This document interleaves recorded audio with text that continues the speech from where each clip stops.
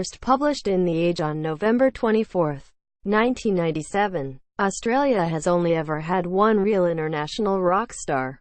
Since Saturday morning, when Michael Hutchence looped a belt around his neck and attached it to a door in a Sydney hotel room, it has had none. Hutchence, who died at the ridiculously early age of 37, lived the life of the rock star according to a script written in the mind of almost every teenage boy. He scored international fame as the singer of INXS by the age of 25 and was a millionaire before he was 30. He squired a range of women, including his partner, Paula Yates, Kylie, Minogue and Helena Christensen. He lived the rock and roll adventure. In a 1993 interview with The Age, Hutchence said, "I live an exploratory lifestyle, I suppose." Hutchence the Explorer opened up several new territories for his countrymen.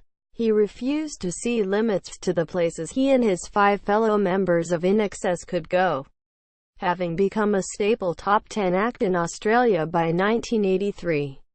INXS performed a similar feat in the United States in 1986.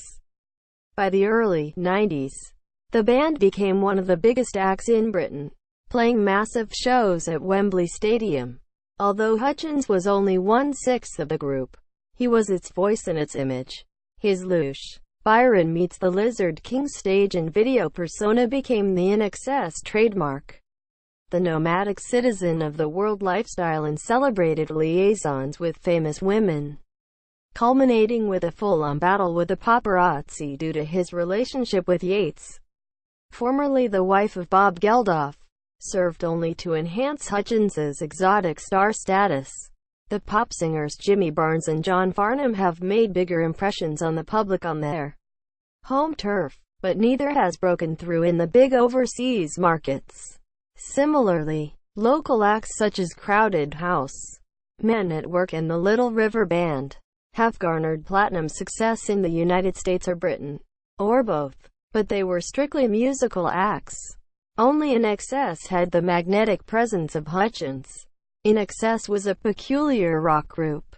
The lineup that recorded the hit Just Keep Walking in 1980 was the same group: Hutchence, Kirk Pengilly, Gary Beers and the Ferris Brothers, Andrew, John and Tim, that was about to begin the Lose Your Head tour in Wollongong tomorrow night. Such constancy is a rarity. What made INXS even more unique was the nature of its amalgam of rock and white funk. While it had many hit singles, Kiss the Dirt, Never Tear Us Apart, New Sensation, Need You Tonight, What You Need, its albums were rarely more than collections of potential hits and filler. Lyrically, too, and the words were Hutchence's responsibility, they were rarely anything other than workman-like. But they spoke to a legion of mostly female fans.